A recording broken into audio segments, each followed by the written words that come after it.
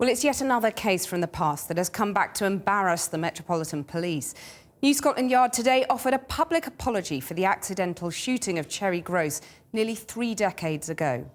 She was left paralysed, and documents obtained by Channel 4 News suggest that pathologists believe the bullet fragments lodged in her spine contributed to her death in 2011. An inquest will take place this summer, and as our Home Affairs correspondent Simon Israel reports, her family see it as a long overdue chance of securing justice. Cherry Groce's name is etched into the history of Brixton. She was crippled by a police bullet in 1985.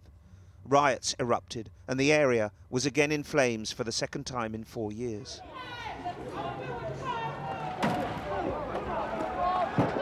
The catalyst was a nighttime raid on the Groce's family home. Armed police came looking for one of her sons on suspicion of armed robbery, but it ended in disaster. An inspector shot Mrs. Groce by accident when entering a bedroom. Her son Lee, who was 11 at the time, was in the room. I remember it like it was yesterday. I was sleeping in my mum's bed at the time. I heard a loud bang. And when I opened my eyes, I saw my mum laying on the floor, and the policeman was holding a gun in his hand, standing over her. So at this time, I just jumped up and I was hysterical and I was screaming and shouting, like, "What have you done to my mum? What have you done to my mum?" And I just heard my mum saying that she couldn't feel her legs, and then I saw blood. And then the officer who had the gun in his hand at the time turned round and pointed the gun towards me and said, "Someone better shut this kid up." The mother of 6 children was 38 at the time. As a paraplegic, doctors gave her 10 more years. She lived for a total of another 26. Despite that length of time, there's to be an inquest. Her death, so many years down the road, is still deemed the result of police contact. That was us on the day. We looked distressed and distraught and obviously worried about our mum. Both the police and a family pathologist have established a causal link, and the family's pain and memories have returned. We never got to have our gran, well, our aunts, our uncles never got to have their mum.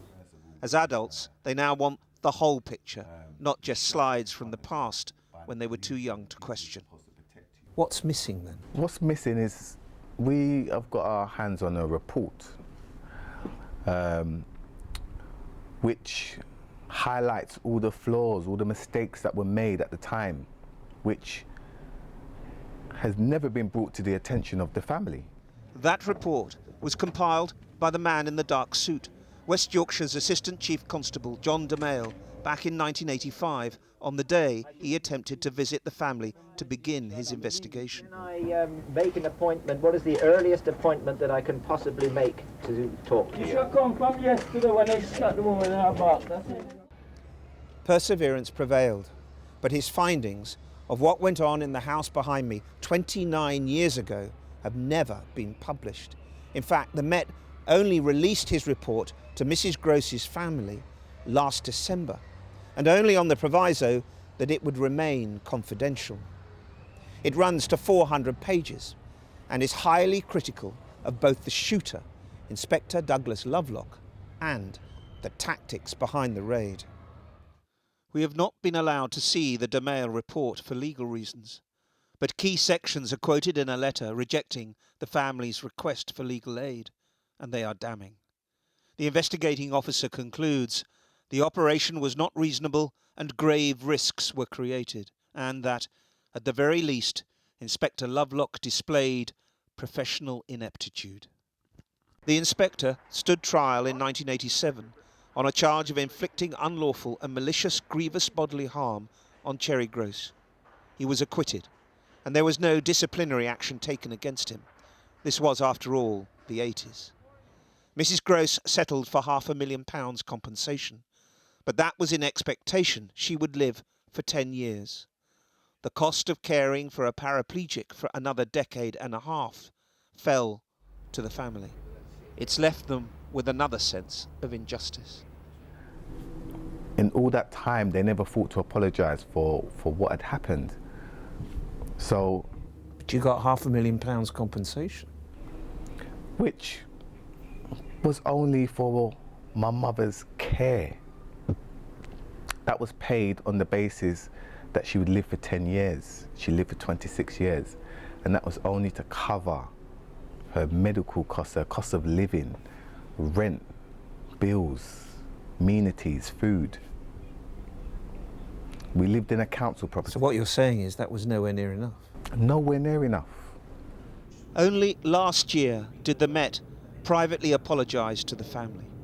Today, for the first time, the Met made that a public apology after an approach by Channel 4 News. But the family's now facing another battle with the authorities, this time over legal aid.